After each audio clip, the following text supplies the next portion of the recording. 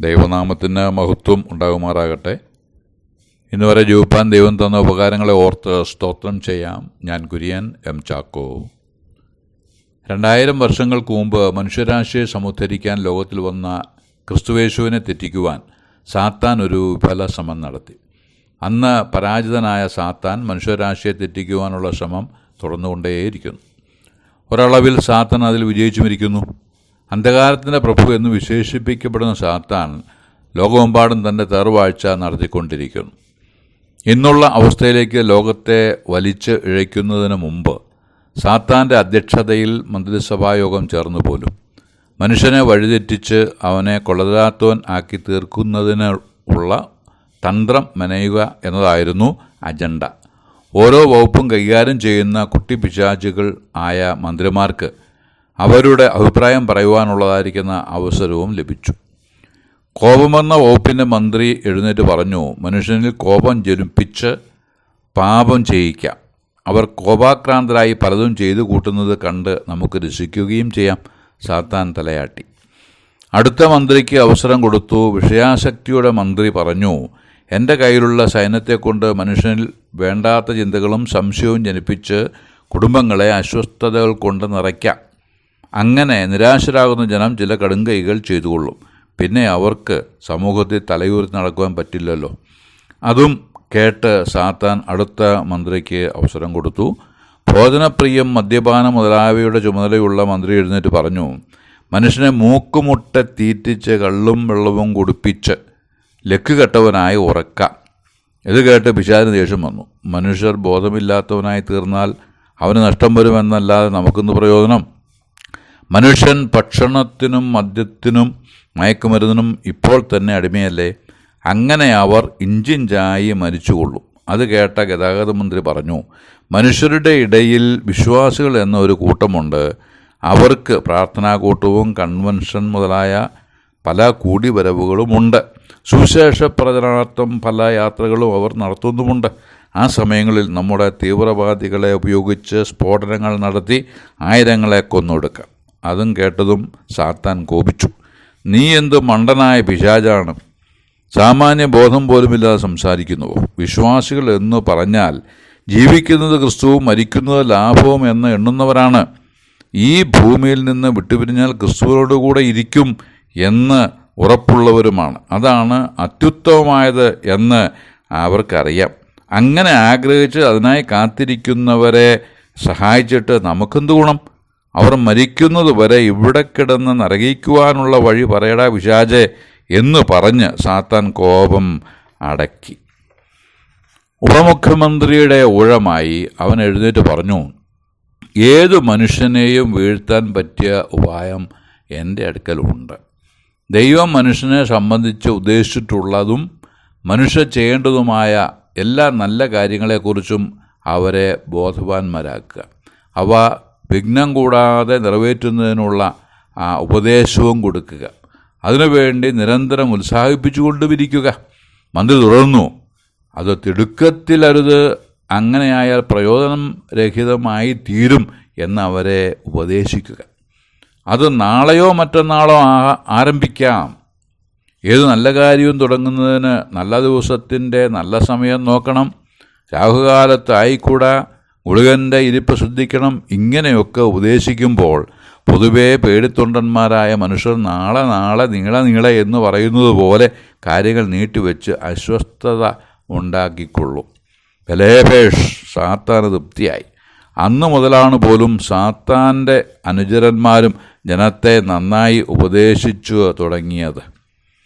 പുറപ്പാട് പുസ്തകം 7 മുതലുള്ള അധ്യായങ്ങളിൽ മിസ്രയീമ്യരുടെ മേൽ വന്ന 10 ബാധകൾ കാണുന്നു. മിസ്രയീമിൻ്റെ അടിമത്വത്തിൽ നിന്ന് ഇസ്രായേൽ ജനത്തെ വിടുവിക്കേണ്ടതിന് ദൈവം അയച്ച ബാധകളാണവ. ഓരോ ബാധ ഉണ്ടാകുമ്പോഴും മിസ്രയീമിലുള്ള മന്ത്രവാദികളും രംഗത്ത് വരും. ഞങ്ങളെക്കൊണ്ടും അത് സാധിക്കും എന്ന് പറഞ്ഞ് കൂടുതൽ പ്രയാസമുണ്ടാക്കും. ഉദാഹരണമായി പറഞ്ഞാൽ, തവള കയറി ദേശത്തെ മൂടിയതായി വായിക്കുന്നു. മന്ത്രവാദികളും കുറേ കൂടി തവളകളെ ദേശത്ത് കയറ്റി.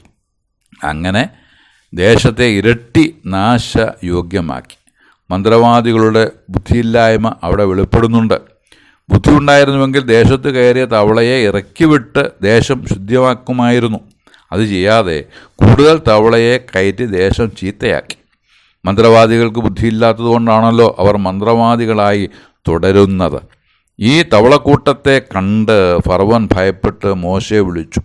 ഈ തവളകൾ ദേശത്ത് നിന്ന് മാറിപ്പോകേണ്ടതിന് പ്രാർത്ഥിപ്പാൻ പറഞ്ഞു.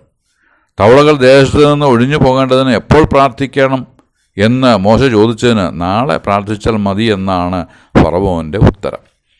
അത് പുറപ്പാട് പുസ്തകം 8:9 രേഖപ്പെടുത്തിയിട്ടുമുണ്ട്. ഓരോ ബാധകളുടെ വേളയിലും ഈ ഒരു മനോഭാവം ഫറവോനെ പിന്തുടർന്നു. തൽഫലമായി വലിയ നിലവിളി കൊട്ടാരം മുതൽ ദേശത്തെല്ലായിടവും മുഴങ്ങി. എന്ന് മാത്രമല്ല, ഇസ്രായേൽ ജനത്തെ പിന്തുടർന്ന മിസ്രയീം സൈന്യത്തെ കടലിൽ മുങ്ങിച്ചാകാൻ അനുവദിക്കുകയും ചെയ്തു. എല്ലാം നാളെയാകട്ടെ എന്നുള്ള മനോഭാവം എത്ര വലിയ അപകടമാണ് വരുത്തുന്നത് എന്ന് ഈ സംഭവം വെളിപ്പെടുത്തുന്നുണ്ട്. യാക്കോബിൻ്റെ ലേഖനം 4:13 മുതൽ വായിക്കുന്നത് ഇപ്രകാരമാണ്: ഇന്നോ നാളെയോ ഞങ്ങൾ ഇന്ന പട്ടണത്തിൽ പോയി അവിടെ ഒരാണ്ട് കഴിച്ച് വ്യാപാരം ചെയ്ത് ലാഭം ഉണ്ടാക്കുമെന്ന് പറയുന്നവരെ കേൾപ്പിൻ. നാളത്തേത് നിങ്ങൾ അറിയുന്നില്ലല്ലോ. നിങ്ങളുടെ ജീവൻ എങ്ങനെയുള്ളത്?